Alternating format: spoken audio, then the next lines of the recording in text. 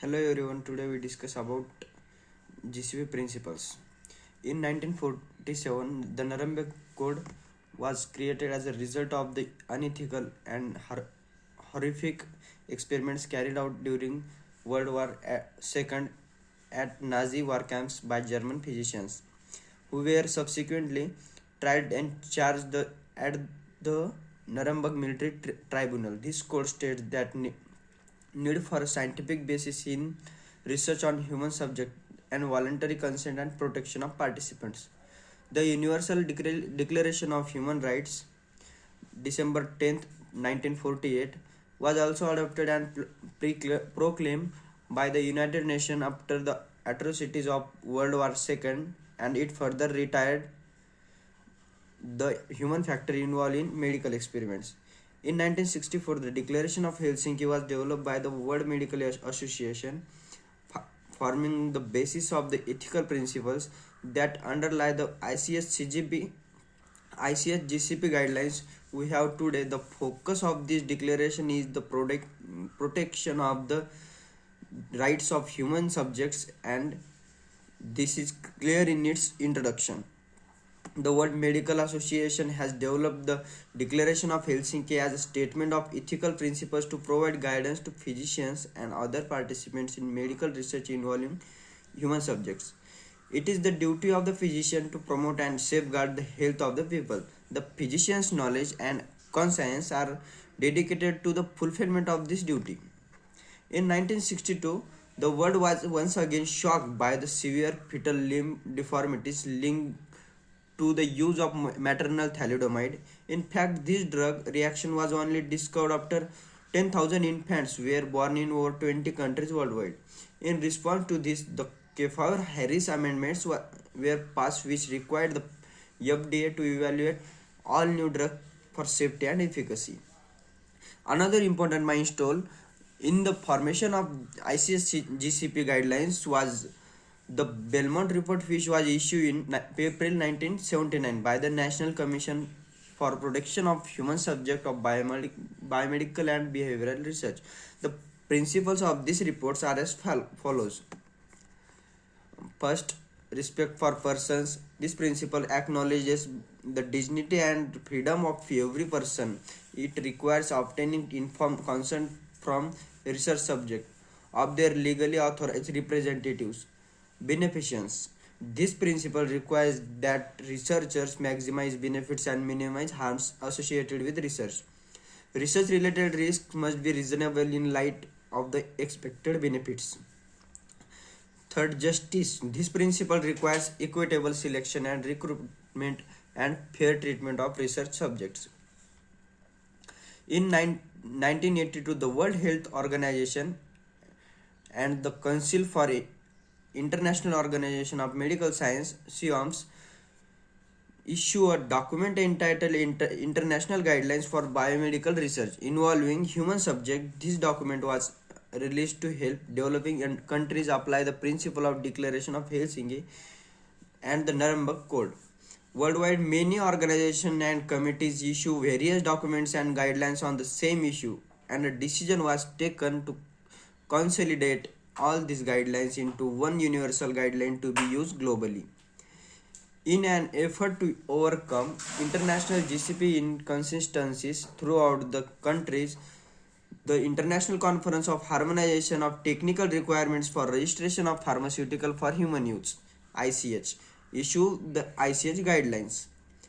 Topic E6 guideline for GCP. This guideline was approved on 17 July 1996 and implemented for clinical trials from 17 January 1997. The participants of these guidelines were representatives was authorities and pharmaceutical companies from EU, Japan and the United States, as well as those of Australia, Canada, the Nordic countries and WHO.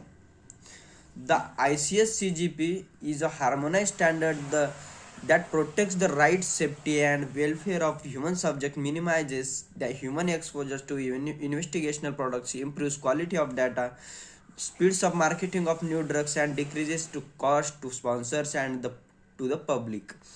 Compliance with these standards provides public protected and consistent with the principle of the Declaration of Helsinki, and that the clinical trial data is credible. A historical background of the reasons and the importance of GCP is summarized.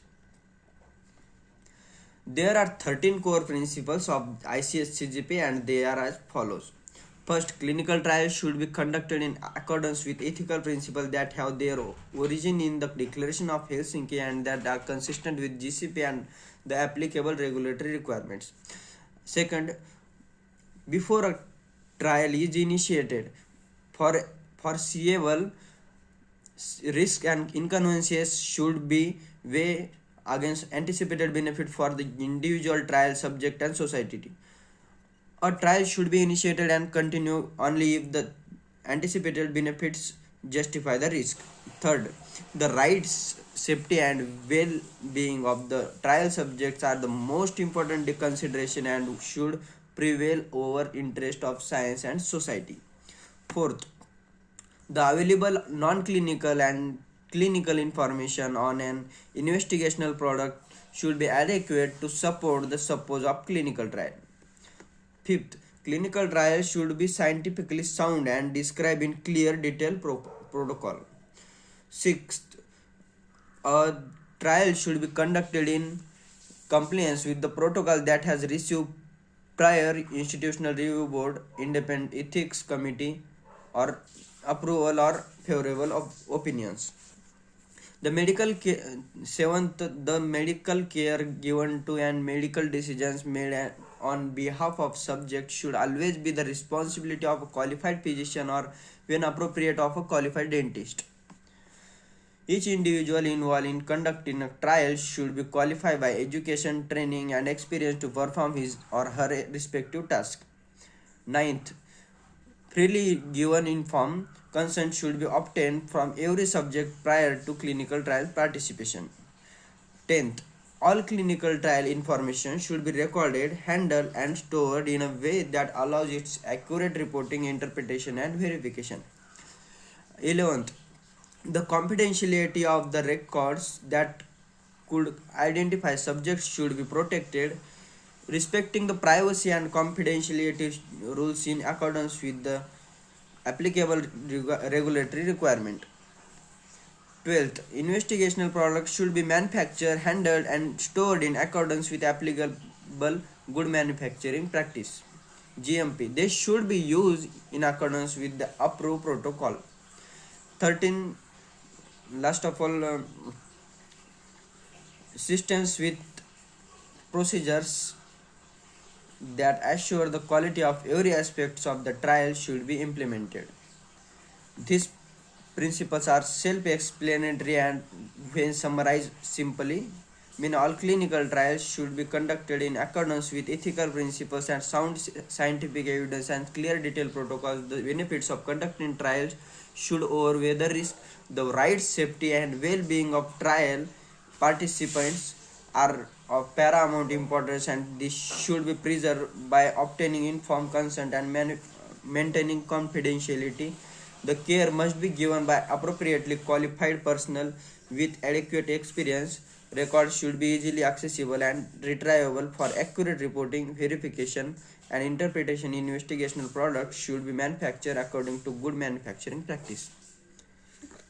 Okay, thank you.